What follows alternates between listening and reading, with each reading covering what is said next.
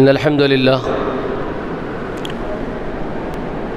لله نحمده ونستعينه ونستغفره ونعوذ بالله من شرور أنفسنا ومن سيئات أعمالنا من يهده الله فلا مضل له ومن يضلله فلا هادي له وأشهد أن لا إله إلا الله وحده لا شريك له وأشهد أن محمدًا عبده ورسوله أرسله بالحق بشيرا ونظيرا وداعيا إلى الله بإذنه وسراجا منيرا أما بعد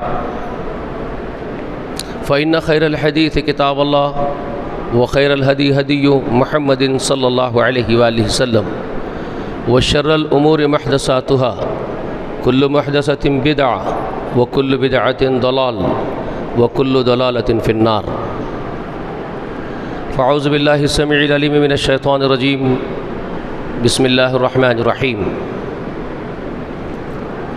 وما أمروا إلا ليعبدوا الله مخلصين له الدين حنفاء ويقيموا الصلاة ويؤتوا الزكاة وذلك دين القيمة۔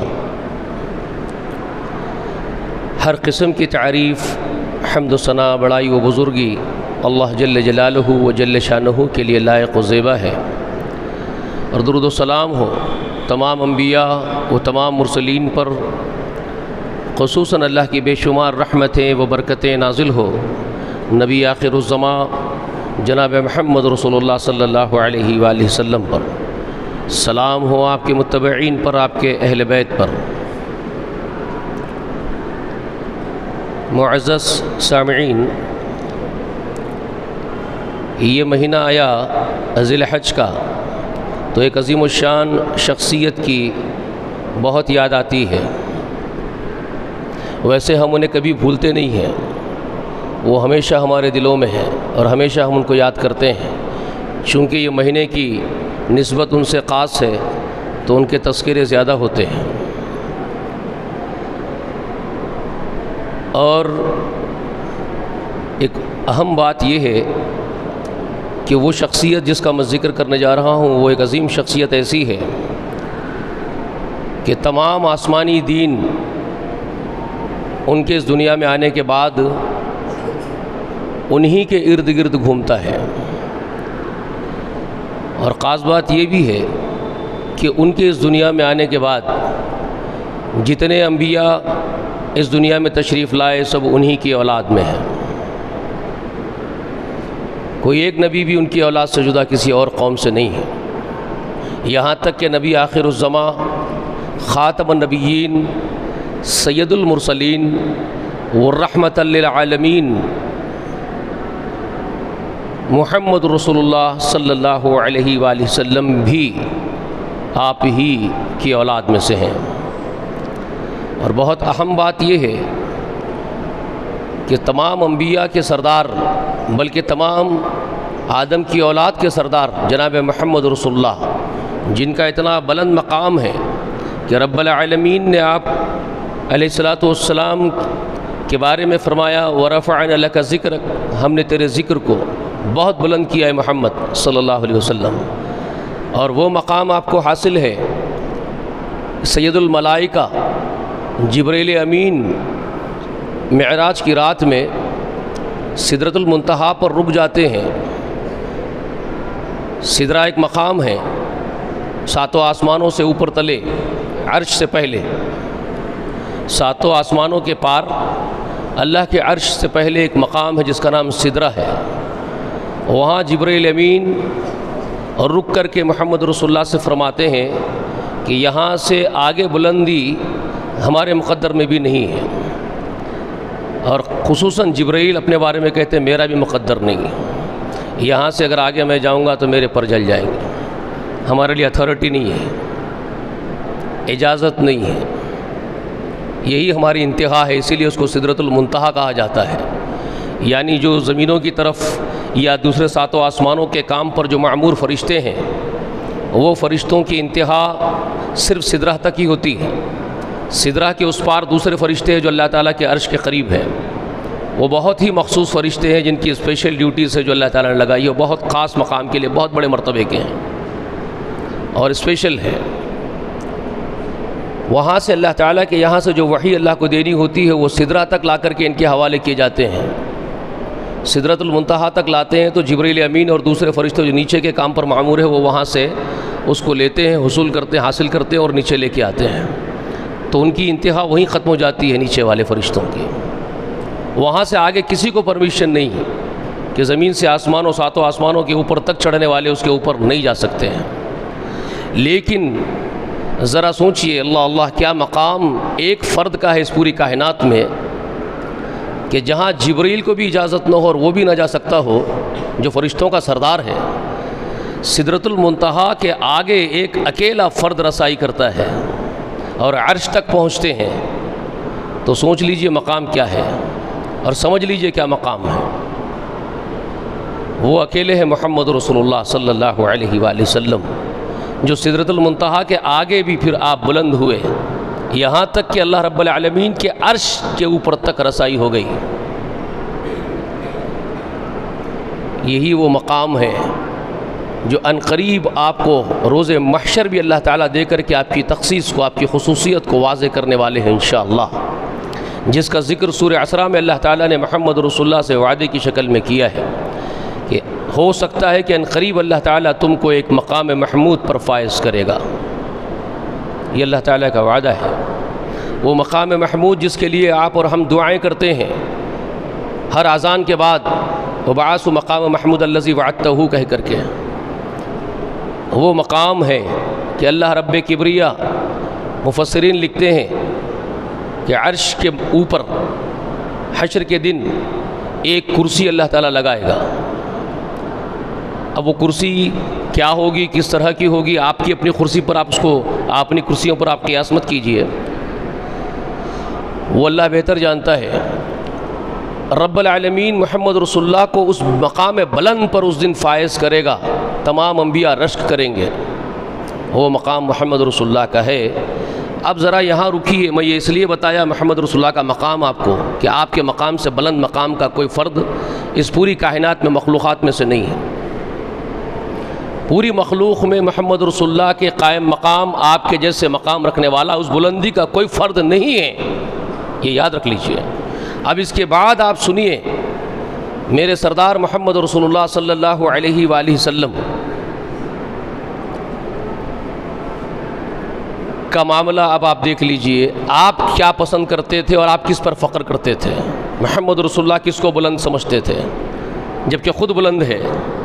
اب آپ سنیے رب کبریا نے جب یہ حکم نازل فرمایا ان اللہ و ملائکتہ یصلون علی النبی یا ایھا الذین آمنوا صلوا علیہ وسلموا تسلیما.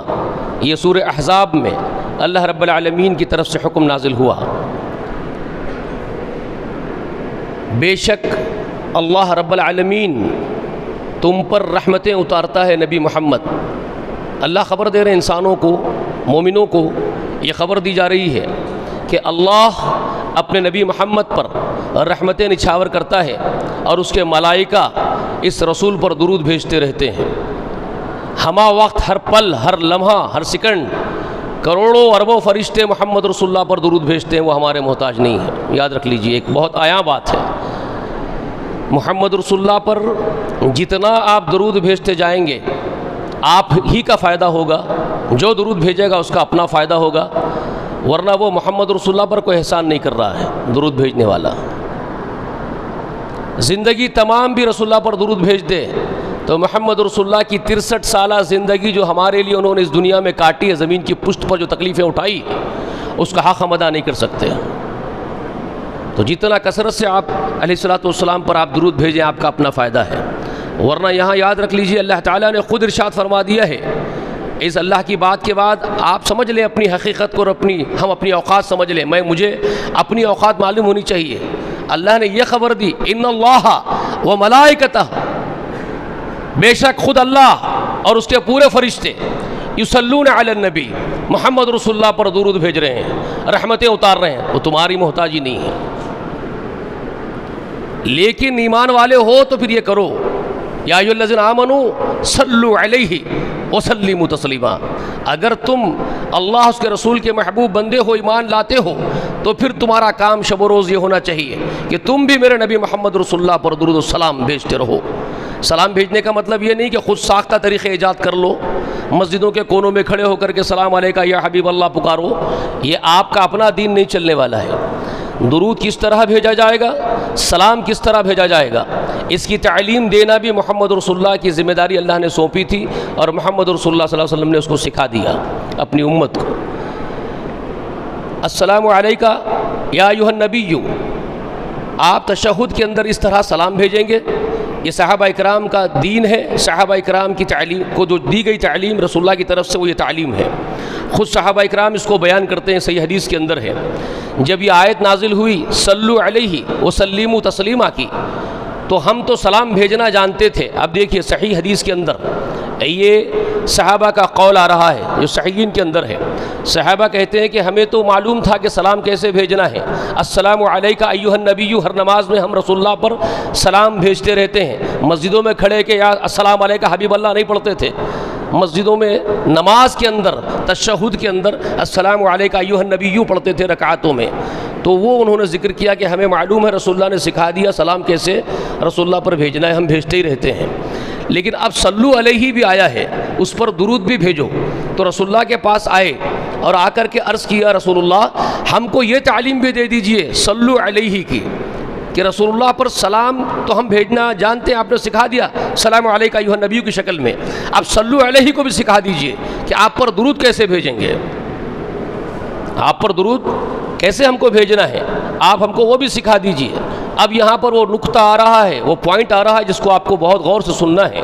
میرے آقا علیہ الصلوۃ والسلام کچھ دیر سکوت فرماتے ہیں، پھر صحابہ اکرام سے کہتے ہیں کہ تم تشہد میں جب السلام علیکہ ایھا النبی والی دعا پڑھ لیتے ہو، تحیات للہ والصلوات والطیبات پوری دعا پڑھ لیتے ہیں، اب اس کے بعد تم کو کیا کرنا ہے، جب تم شہادت دے دیتے ہو اشہد ان لا الہ الا اللہ وحدہ واشہد ان محمد عبدہ ورسولہ کی گواہی دیتے ہیں، اب اس کے بعد تم کو یہ کہنا ہے، یہ کہہ کر کے رسول اللہ نے صحابہ کو درود سکھایا، تم کہو اللہم صلی علی محمد وعلی آل محمد کما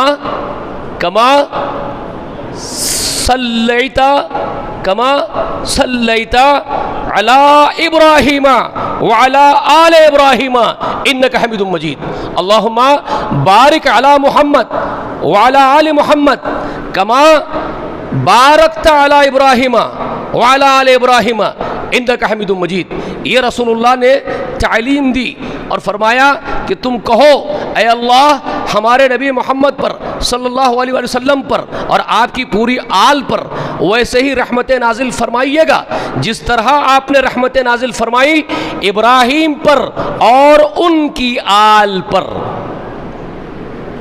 اللہ ویسے ہی برکتیں محمد رسول اللہ اور ان کی آل پر اتاریے گا جیسی برکتیں آپ نے اتاری ابراہیم اور ان کی آل پر۔ تو رسول اللہ نے ایگزامپل دیا،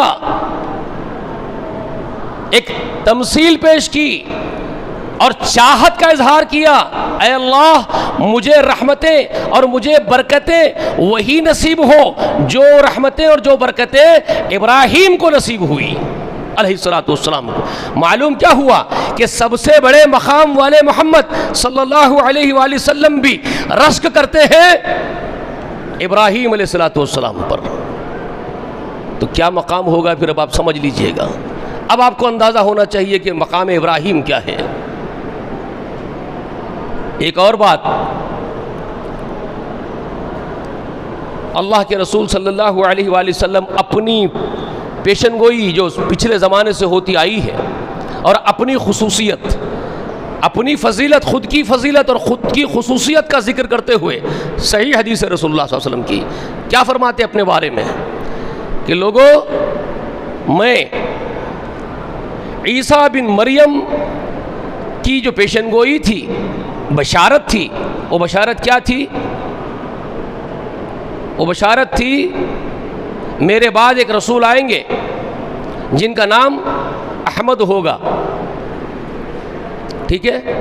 اور یہ سورہ صف کے اندر آپ کو ملے گا کہ عیسیٰ بن مریم نے بنو اسرائیل سے کہا کہ میں اللہ کا رسول ہوں تمہارے بیچ میں، اور مصدق لما بین یدی من التوراۃ ومبشرا برسول یاتی من بعدی اسمہ احمد، میں تورات کی تصدیق کرنے کے ساتھ ساتھ تم کو بشارت دیتا ہوں. کس بات کی بشارت دیتا ہوں؟ کہ ایک رسول کے آنے کی.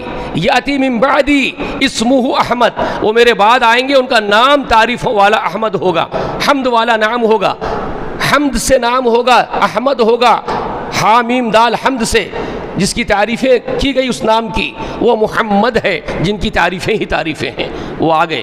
تو آپ فرماتے ہیں کہ میں خوشخبری جو عیسیٰ نے دی تھی وہ بشارت میں خود ہوں. اور فرمایا جس نبی کے لیے میرے باپ ابراہیم نے کہا، اپنے باپ کہا ان کو، میرے ابا ابراہیم نے جو دعائیں کی تھی جس رسول کے خاطر، وہ دعاؤں کا ثمرہ میں ہی ہوں. اس طرح آپ ابراہیم علیہ السلام کو اپنے سراخوں پر رکھتے تھے،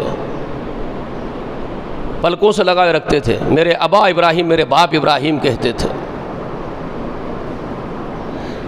ابراہیم علیہ السلام کی تخصیص اور خصوصیات یہ ہیں. روز محشر، صحیح حدیث رسول اللہ کی، حشر کے دن میدان حشر میں سارے انسان جب کھڑے ہوں گے قبروں سے نکل کر کے، تو اللہ کے رسول نے فرمایا جس طرح ماؤں کے پیٹوں سے بچے تولد ہوتے ہیں تو برہانے پیدا ہوتے، کپڑے پہنے ہوئے کوئی پیدا نہیں ہوا آج تک دنیا میں، اور کسی کی ختنہ ہوئی نہیں ہوتی ہے، پیدا ہونے کے بعد ختنہ کی جاتی ہے. تو اللہ کے رسول نے کہا جس طرح ماؤں کے پیٹوں سے بے ختنہ اور بغیر کپڑوں کے برہانے پیدا ہوتے ہیں، بالکل اسی طرح سے قبروں سے نکلیں گے روز محشر برہانے اور بے ختنہ، برہانے نکلیں گے قبروں سے. اب ذرا غور کیجئے ایک شخصیت کے مقام بلند اور مرتبت کا. رب العالمین اپنے مقرب ترین بندوں میں سے سب سے پہلے جن کو لباس جنت کا پہنائے گا بلا کر کے، جس کی تکریم کی جائے گی اللہ کے حکم سے، سب سے پہلے جس کا اکرام کیا جائے گا، پہلے اس کو سامنے بلایا جائے گا، اس کو لباس سے مزین کیا جائے گا، جنت کے لباس سے. وہ جنت کا لباس جس کو سب سے پہلے زیب تن کیا جائے اور جس کو مزین کیا جا رہا ہے، وہ کون ہے جانتے ہیں؟ پہلا فرد وہ میرے سردار محمد رسول اللہ فرماتے ہیں صحیح حدیث میں، وہ سیدنا نبینا ابراہیم علیہ السلام ہے جن کو سب سے پہلے اللہ تعالیٰ بلا کر کے لباس سے مزین کرے گا. ذرا سوچ لیجئے کیا مقام ہے ہر اعتبار سے. اور یہ مقام، یہ بلندی یہ کیوں ملتی ہے؟ کیا یہ ایسے ہی مل جاتی ہے؟ یہودی، نصرانی اور آج ہم محمد رسول اللہ صلی اللہ علیہ وسلم کے امتی مسلم، ہم سب کے سب زمین پر اب اس آسمانی دین کے دعوے دار جتنے ہیں اس وقت، ان میں سے کوئی نہیں ہے جو ابراہیم علیہ السلام کی تعریفیں نہ کرتا ہو، جو اپنی نسبت ابراہیم سے جوڑ کر کے فخر نہ کرتا ہو. یہودی بھی ابراہیم علیہ السلام سے اپنی نسبت جوڑ کر کے فخر کرتے ہیں، نصرانی بھی فخر کرتے ہیں، مسلمان بھی اپنی نسبت ابراہیم علیہ السلام سے جوڑ کر کے فخر محسوس کرتے ہیں. ٹھیک ہے، یہودیوں نے تو یہاں تک کہا جس کا ذکر قرآن کہتا ہے. یہودی کہتے ہیں کونوا ہودن او نصارا تہتدو. رب العالمین سورۃ البقرہ میں فرماتے ہیں 135 آیت کریمہ میں اللہ تعالیٰ فرماتے ہیں قالو، وہ کہتے ہیں بنو اسرائیل، کونوا ہودن او نصارا تہتدو، تم یہودی بن جاؤ یا نصرانی بن جاؤ تو تم ہدایت یافتہ ہو جاؤ گے.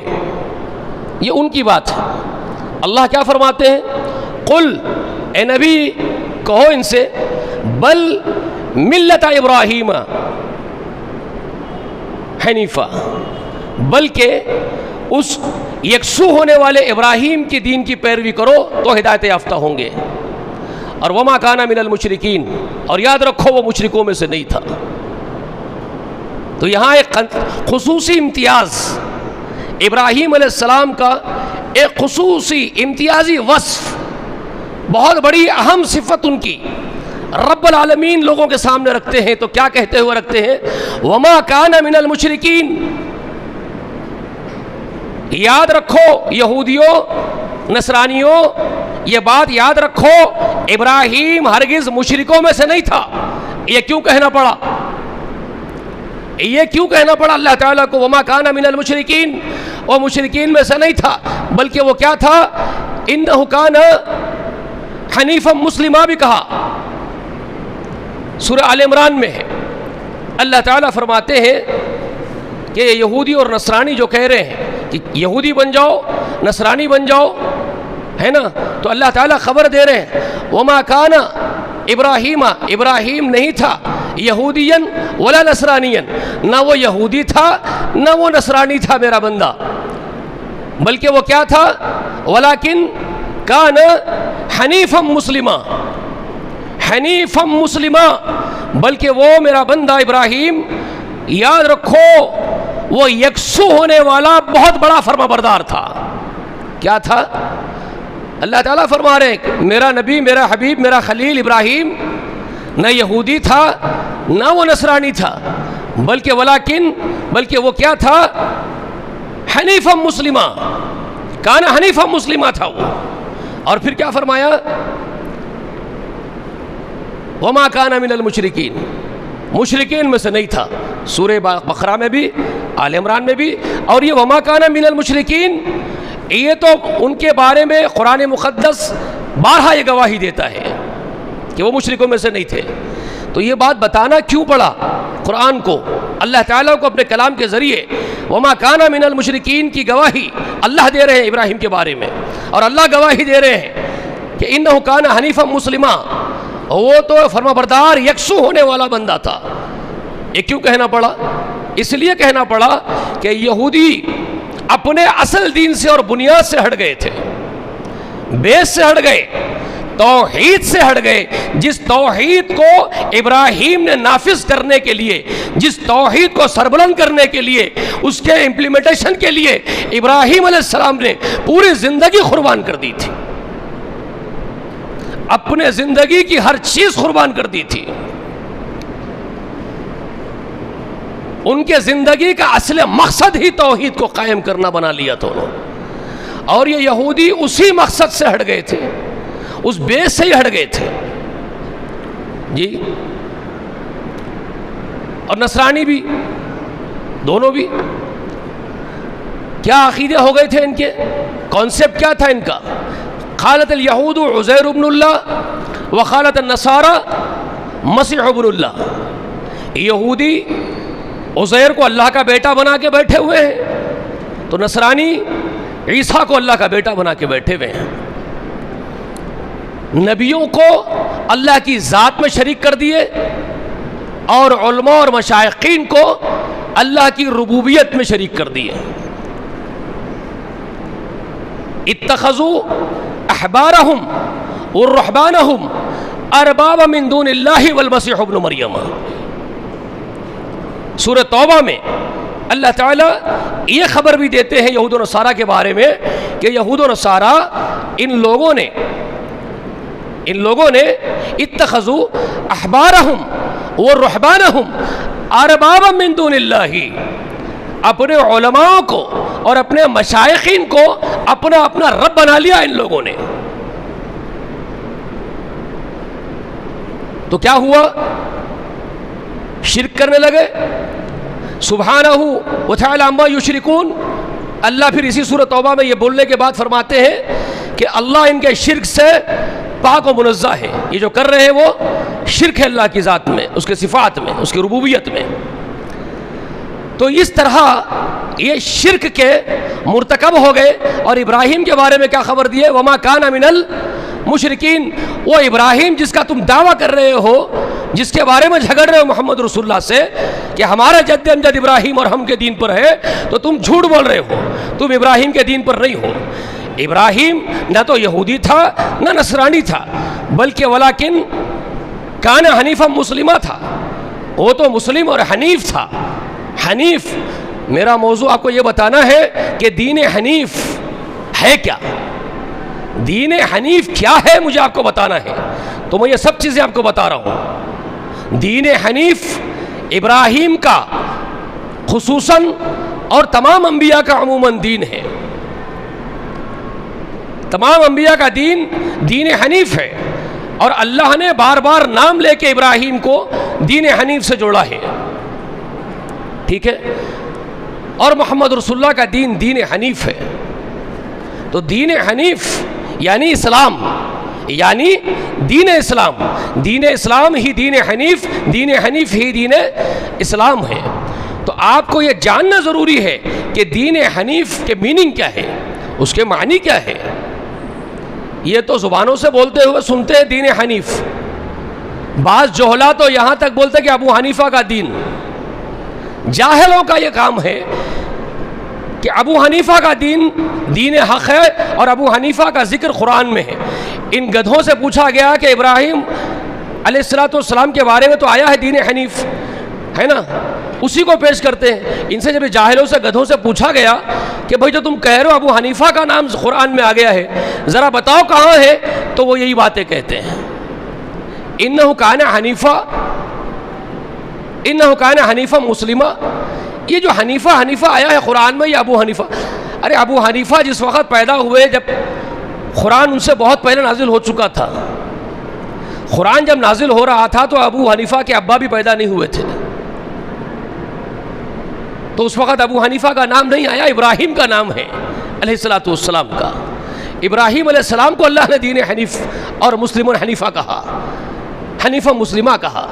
تو یہ جہالت کا یہ معاملہ ہے، یہ قوم کا کبھی قرآن کھول کے پڑھتے نہیں، اور ملے جھوٹ بولتے ہیں برہمنوں کا دین ہو گیا ہے، پنڈتوں کا دین ہو گیا ہے، جو ملے پٹی پڑھائے وہ بولتے ہیں، یہ جہالت ہے۔ تو مجھے آپ کو یہ بتانا ہے کہ دین حنیف ہے کیا اصل میں، ٹھیک ہے۔ تو اب آئیے میں ابراہیم علیہ السلام کے بارے میں جو باتیں آپ کو بتا رہا ہوں وہ گیٹ مار لیجئے۔ تو ان ظالم یہود و نصارہ کو یہ بتانا پڑا کہ بے شک ابراہیم ایک فرمانبردار مسلمان تھے، وہ مشرکوں میں سے ہرگز نہیں تھے، اور تم مشرک ہو گئے ہو۔ تم مشرک کس طرح ہو گئے ہو؟ ایک تو انبیاء کو خدا کا درجہ دے کے بیٹھ گئے ہو، اللہ کی ذات میں شریک کر دیا اس کو، انبیاء کو، اور دوسرا اپنے معاشرے کے علماء اور مشائخین کو بھی اپنے رب کا درجہ دے دیے ہو۔ یہ دو پوائنٹس یاد رکھنا، دو بہت بنیادی پوائنٹس بتا رہا ہوں آپ کو، ان کے بگاڑ یہود و نصارہ کی بڑی بنیادی غلطی، ان کی بنیادی خطا اور جرم ہے، خطا ہی نہیں بلکہ بنیادی جرم اور غداری ہے ان کی، کہ انہوں نے اللہ کے ساتھ شریک ٹھہرایا، انبیاء کو اور علماء اور مشائخین کو۔ یہ دونوں حوالے میں نے آپ کو دے دیے، ٹھیک ہے، قرآن مقدس کے ذریعے سے۔ علماء اور مشائخین کو رب کیسا بنایا تھا، اس کی وضاحت بھی حدیث میں موجود ہے۔ حدیث مبارکہ میں ہے کہ ایک صحابی جو پہلے نصرانی تھے اور وہ پھر اسلام قبول کر لیے، ان کا نام ہے عدی ابن حاتم۔ عدی بن حاتم رسول اللہ کے صحابی ہے جو پہلے نصرانی تھے اور ایمان قبول کیے، اور سورہ توبہ کی جب یہ آیت اتری، اتخذوا احبارہم ورہبانہم اربابا من دون اللہ والی آیت اتری، تو وہ رسول اللہ کے پاس بیٹھے اور عرض کیے بڑے ادب سے، رسول اللہ میں خود بھی نصرانی تھا، ہم لوگ علماء کو اور مشائخین کو رب مان کر کے سجدے وغیرہ کبھی کرتے نہیں تھے، ان کو رب بنائے نہیں۔ یہودی نصرانیوں کے بارے میں وہ کہہ رہے کہ ہم لوگوں نے کبھی رب نہیں بنایا علماء اور مشائخین کو، مگر اللہ تعالیٰ یہ آیت میں فرما رہے ہیں کہ انہوں نے علماء اور مشائخین کو رب بنا لیا۔ تو اس کی وضاحت کیجئے، ہمارے بات سمجھ آئی نہیں۔ اب رسول اللہ نے جو ان کو جواب ارشاد فرمایا وہ اب آپ کو سماعت کرنے سے تعلق رکھتا ہے اور سمجھنے سے تعلق رکھتا ہے، اگر عقل ہے، اگر سر میں انسانی بھیجا ہے، گدھے کا بھیجا نہیں ہے تو بات سمجھ میں آ جائے گی، لیکن گدھوں کا بھیجا اگر سر میں ہے تو پھر ہم کچھ نہیں کر سکتے۔ اب رسول اللہ نے جو بات ارشاد فرمائی وہ غور کرنے کی ہے۔ رسول اللہ نے فرمایا، اے عدی ذرا ایک بات کی وضاحت کر دو، تمہارا سوال جو ہے اسی میں ہے تمہارا جواب. تم جو کہہ رہے ہو اس کی وضاحت کر دو. وہ یہ کہ تمہارے علماء اور مشائخین کسی چیز کو حلال بتاتے تو تم ان کی پیروی میں اسی کو حلال نہیں کر لیتے. تمہارے علماء کسی چیز کو حرام بتاتے تو تم انہی کی پیروی میں اس چیز کو حرام نہیں کر لیتے. بغیر اللہ کے کلام میں دیکھے ہوئے اس کی تحقیق کیے ہوئے کہ اللہ نے کیا فرمایا بتاؤ مجھے. تو عدی بن حاتم نے فوراً کہا ہاں ایسا ہی کرتے تھے اللہ کے رسول. اللہ کے کلام میں اللہ نے کیا فرمایا، رسول نے کیا تعلیم دی، یہ تحقیق ہم نہیں کرتے تھے. علماء کو پورا حق دیتے تھے اس کا. علماء حلال بول دیے تو ہم حلال کر لیتے، علماء حرام بول دیا ہم حرام کر لیتے. تو رسول اللہ نے کہا یہی ہے ان کو رب بنا لینا، یہی ہے وہ جو اللہ نے فرمایا ان کو رب بنا لینا. تم یہ نہیں دیکھتے کہ اللہ اس کے رسول نے کیا کہا، تم علماء جو کہتے ہیں اس کو اندھی تقلید کرتے ہو، اس کی اندھے بہرے بن کر کے چلے جاتے ہو اس کے پیچھے. یہی ان کو رب کا درجہ دینا ہے، رب کے احکام میں ان کو شریک کرنا ہے. یہ رب کے احکام میں ان کی شرکت ہے تمہارے علماءوں کی، اور تم نے ان کو اپنا رب گھڑ لیا ہے اس معنی میں. سمجھ میں آئی بات؟ اس سے کلیئر اور کوئی چیز چاہیے رسول اللہ کی اس بات سے؟ اب دور حاضر میں جو بدبخت جھوٹا دعویٰ یہ کر رہے ہیں کہ ہم ابراہیم علیہ السلام کے پیروکار ہیں اور ہم محمد رسول اللہ کے پیروکار ہیں، وہ کذابوں کے لیے یہ بات سمجھ لینی آپ کے لیے بہت آسانی سے آپ کو سمجھ میں آئے گی کہ ان ظالموں نے کہا، دور حاضر کے ملت اسلامیہ میں رہنے والے کلمہ گو ظالموں نے، کلمہ پڑھنے والے ظالموں نے یہ بات کہی ہے. ایک سوا توحید کے کیا ہے تیرے پلڑے میں، جو لینا ہے لے لیں گے محمد سے. ان کے اشعار ہیں، ان مسلمانوں کے اشعار ہیں دور حاضر کے جو اپنے آپ کو کہنے والے مسلمان نما، مسلمان جیسے دکھنے والے ان مشرک ظالموں کا یہ عقیدہ ہے کہ ایک سوا توحید کے کیا ہے تیرے پلڑے میں. اللہ کو کہہ رہا ہے، شاعر اللہ سے کہہ رہا ہے کہ تیرے پلڑے میں توحید کے سوا کچھ نہیں ہے، ہم کو جو لینا ہے ہم لے لیں گے محمد سے. اس سے بڑا شرک کوئی ہو سکتا ہے؟ ان ظالموں کا یہ عقیدہ ہے. وہی تھا عرش پر مستوی ہو کر، اتر پڑا ہے مدینے میں نبی ہو کر. یعنی اللہ جو عرش پر مستوی ہے وہ مدینے میں نبی ہو کر کے اتر گیا ہے. استوا علی العرش اللہ ہے، اور یہ بدبخت یہ کہتے ہیں کہ نبی خود اللہ ہے. لقد کفر الذین قالوا ان اللہ هو المسیح ابن مریم.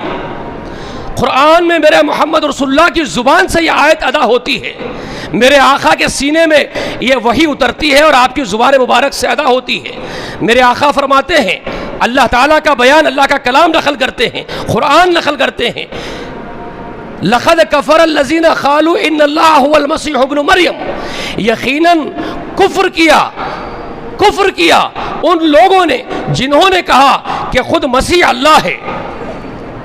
جو مسیح کو اللہ کہتے ہیں وہ کافر، اور جو محمد کو اللہ کہتے ہیں وہ موحد، وہ محب رسول، وہ عاشق رسول. اس سے بڑا ظلم، بے عدلی، ناانصافی کیا ہو سکتی؟ وہ یہی عقیدے سے کافر، عیسیٰ کے بارے میں عقیدہ رکھتے ہیں کہ عیسیٰ خود اللہ ہے تو کافر، اور تم کہو وہی عرش پر تھا مستوی ہو کر، اتر پڑا مدینے میں نبی ہو کر، تم مومن. بتاؤ کہاں ابراہیم کا دین ہے؟ جب اللہ نے یہودی اور نصرانیوں سے کہا کہ ابراہیم نہ یہودی تھا نہ نصرانی تھا، ولیکن کان حنیفا مسلما، وہ یکسو ہونے والا مسلم تھا، اللہ کے لیے یکسو ہونے والا. میں بتا رہا ہوں حنیف کیا ہے آپ کو، اور یکسو کسے کہتے ہیں. وہ قربانی ہے، یکسو ہونے والا قربانی دینے کا حق رکھتا ہے. اللہ کا بندہ جو غلام اللہ کا ہے اس کو حق ہے وہ جانور ذبح کرے. ان ظالم مشرکوں کی قربانی لات مار کے ان کے حوالے کر دی جائے گی. ان کے اعمال ہباء منصورہ ہوں گے. جیسے ہوا آ کر کے دھول کو اور گرد کو چٹانوں سے اڑا دیتی ہے اور صاف کر دیتی ہے، ان کے اعمال اس طرح اکارت ہو جائیں گے. یہ بات اللہ ہی کی ہے کہ شرک کرنے والوں کے اعمال ہباء منصورہ بیکار اور اکارت کر دیے جائیں گے، اس کا کوئی اجر نہیں ہوگا. ٹھیک ہے، یہ بات یاد رکھ لیجئے. توحید کے بغیر کوئی عبادت نہیں، توحید کے بغیر نماز نہیں، توحید کے بغیر قربانی نہیں، توحید کے بغیر زکوٰۃ نہیں، توحید کے بغیر حج نہیں، توحید کے بغیر روزہ نہیں. دو کپڑے اوڑے ہوئے، کفن کے اٹھے ہوئے مردے جو زندگی کا نام نہیں جن کے اندر، وہ خانہ کعبہ کا طواف کر رہے ہیں. میرے الفاظ بڑے سخت معلوم ہو رہے ہیں لیکن برداشت کر لیجئے گا، یہ حقیقت ہے اس ملت کی. وہ لاشیں ہیں، وہ میتیں ہیں جن میں زندگی کا نام نہیں، توحید نہیں تو زندگی نہیں. ہو جا کر کے لبیک اللہم لبیک لا شریک لک لبیک کہہ رہے ہیں. لا لبیک لکا کی صدا آ سکتی ہے آسمان سے، کوئی شرکت تمہاری نہیں. تم مواحد نہیں ہو، تم ابراہیم کے پیروکار نہیں ہو. ابراہیم مخلص ترین بندہ تھا اللہ تعالیٰ کا، وہ کسی کو شریک نہیں کرتا تھا. اللہ نے بارہا ان کی گواہی دی، وما کان من المشرکین، وہ مشرکین میں سے نہیں تھے، مشرکین میں سے نہیں تھے. اور تم شرک کر کے اپنے آپ کو مواحد سمجھ رہے ہو، قربانیاں پیش کر رہے ہو.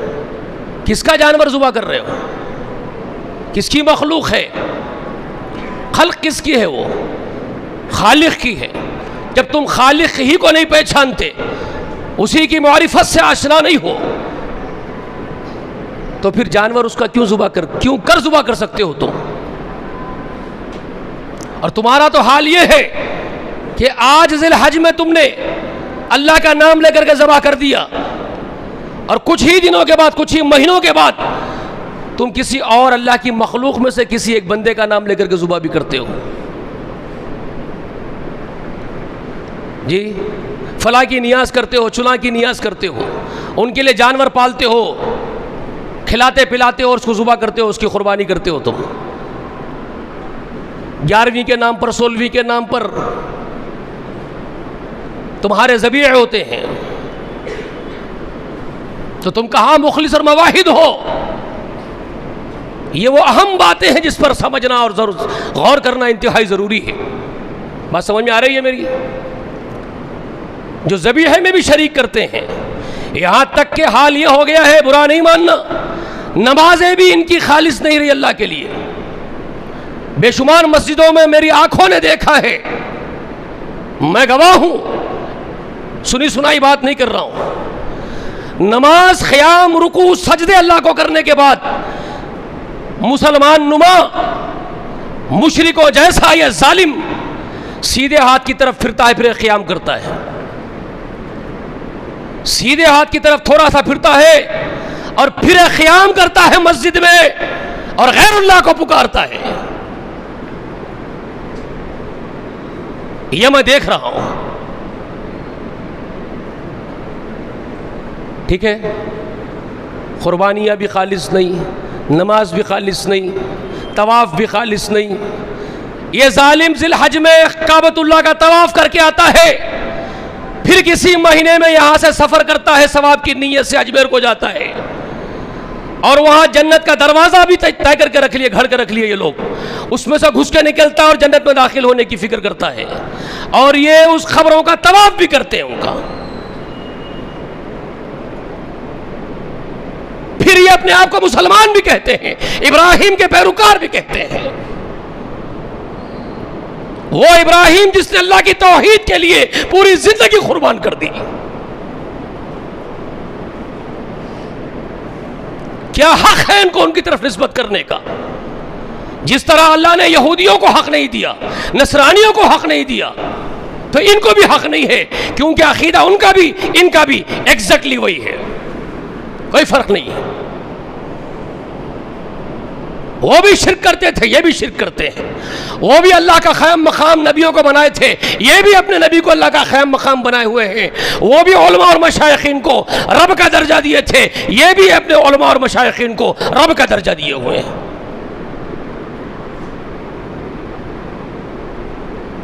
بات میری سمجھ میں آ رہی ہے آپ لوگوں کو؟ اور یہ جتنی باتیں میں کہہ رہا ہوں الٹ ٹپ نہیں، سب قرآن کے حوالے آپ کو دے رہا ہوں۔ یہ ان کا دین ہے۔ آئندہ جمعے میں ضرور آئیے، وہ قربانی کے بارے میں سننے کے لیے۔ زندگی کی قربانیاں، قربانی صرف ایک جانور کا ذبیحہ نہیں ہے۔ اور ایک اہم بات میری سن لو، گیٹ مار لو، تم جانور ذبح کر کے جو عید منا رہے ہو نا، اللہ کی قسم ابراہیم علیہ السلام اپنے ارادے سے اور اپنی نیت سے جانور کو ذبح نہیں کیا تھا۔ اپنی نیت اور اپنے ارادے سے جانور کا ذبیحہ انہوں نے نہیں کیا، ان کے ہاتھوں اللہ نے جانور کو ذبح کروایا، کیونکہ رب ہے، مخلوق کو جانتا ہے خالق۔ ابراہیم تو جو قربانی پیش کر رہا ہے وہ کر رہا ہے، تیرے بعد تو کوئی ایک بھی نہیں ہوگا جو یہ کام کرے گا۔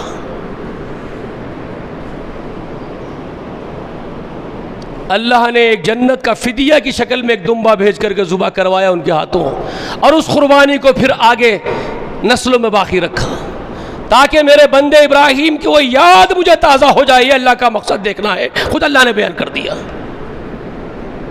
رسول اللہ نے بیان کر دیا صحیح حدیث کے اندر۔ یوم النحر کے دن رسول اللہ فرماتے ہیں، یوم النحر کے دن یعنی قربانی کی 10 تاریخ کو، ذی الحج کی 10 تاریخ کو، اللہ کو کوئی عبادت اس دن محبوب نہیں ہے سوائے اس قربانی کے، بس اس دن اللہ صرف قربانی دیکھنا چاہتے ہیں، یہ خون بہائی کی عبادت۔ وجہ کیا وجہ ہے؟ نہیں سمجھ میں آ رہی ہے؟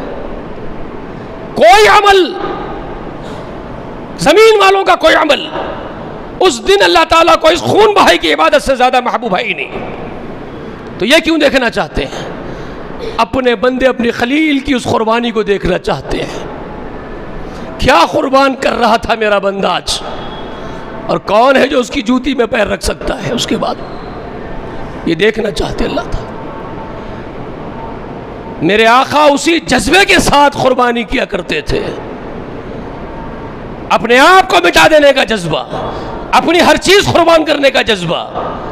اسی لیے آپ نے وہ دعائیں اس وقت پڑھی ہے، ان صلاتی و نسکی و محیایا و مماتی للہ رب العالمین۔ یہ محمد رسول اللہ کی سنت ہے۔ جانور کو ذبح کر رہے ہیں لیکن کہہ کیا رہے ہیں؟ میری نماز، میری قربانیاں، میرا جینا بھی اور میرا مرنا بھی رب العالمین تیرے لیے خاص ہے۔ میں جیوں تو تیرے لیے، مروں تو تیرے لیے۔ اور آپ جو قربانی کر رہے ہیں اس کے پیچھے کیا غرض ہے؟ گوشت کھانے کی عید آ گئی آپ کے لیے۔ گھر میں چکمبر اچھے مینڈے لا کے کاٹو، بڑے بڑے بیل کاٹو، خوب گوشت جمع کرو، اس کے بعد خوب دعوتیں اڑاؤ، اس گوشت کی بریانیاں پکاؤ، پتھر کا گوشت لگاؤ، ٹٹی کا گوشت لگاؤ، خوب 3 دن کھاؤ۔ یہ تمہاری عید کا دن ہے، خوشی کا دن ہے تمہارے لیے۔ صرف کھانے کے لیے سب کچھ پیٹ پہ فدا ہے مسلمانوں کے اس وقت، جبکہ وہاں قربانی کا مقصد ہی کچھ اور تھا۔ قربانی کا مقصد کچھ اور ہی تھا اور آپ نے کچھ اور ہی کر دیا ہے اس کو۔ تو انشاءاللہ آنے والے جمعے میں آج جو حاضر ہیں وہ ضرور آئیں، تاکہ آپ کو یہ معلوم ہو کہ دین حنیف ابراہیم کا دین، اصل دین کیا ہے، اصل قربانی کیا ہے۔ اللہ سے دعا ہے کہ اللہ کہنے سے، سننے سے زیادہ عمل کرنے کی توفیق دے، اور جب تک اللہ اس دنیا میں زندہ رکھے ایمان کے ساتھ اسلام پر زندہ رکھے اور اسی پر ہماری وفات ہو۔ آمین وآخر دعوانا الحمدللہ رب العالمین۔ السلام علیکم۔